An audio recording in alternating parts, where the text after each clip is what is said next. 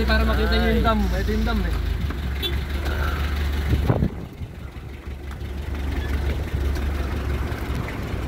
Sige. Pwede na kayong bumaba rito. Para makita yung dam dito. Hello guys, andito naman tayo ngayon sa Pantabangan Dam mismo guys. Ayan. Ito yung pinaka gate mismo ng dam guys. Grabe, laki pala.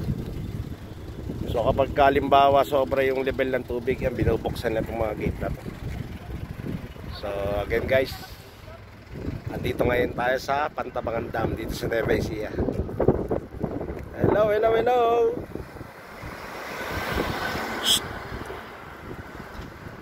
So ito yung mismong dam guys. Ito yung mismong dam. Ayan o. So ito yung pinaka-gate niya mismo. Kasama ko yung mga anak ko at mga pamangkin ko guys. Yan. So ito, nilakad na lang namin mula sa pinaka-gate mismo. Ayun yung gate ha. Tapos yan, pwede ka na palang maglakad dito. So para makita natin yung pinaka-full view mismo ng Pantabangan Dam. Ayun siya guys, dito bumababa siguro yung mga operator ng dam. Hindi bawal oh. So ayan guys, ito pag binuksan tong gate na to, talagang matindi yung agos ng tubig dyan.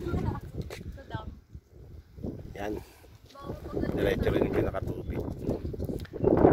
So yun yung mismong Pantabangan Reservoir. So dito yung pinakadam mismo. Hello, hello. Ayan siya guys. So, grabe. Ang laki pala na ito. Oh.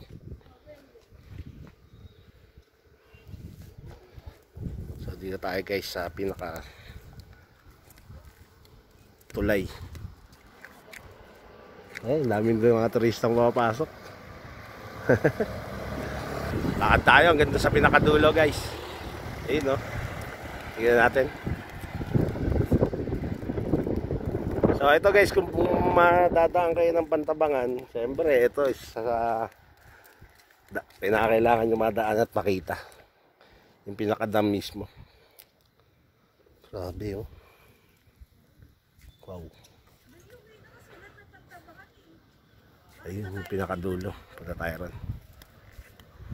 Sabi naman tayo sa kabila. Wow! Ayun o, dyan tumadaan yung tubig. Diretso, kaya napapaano sila.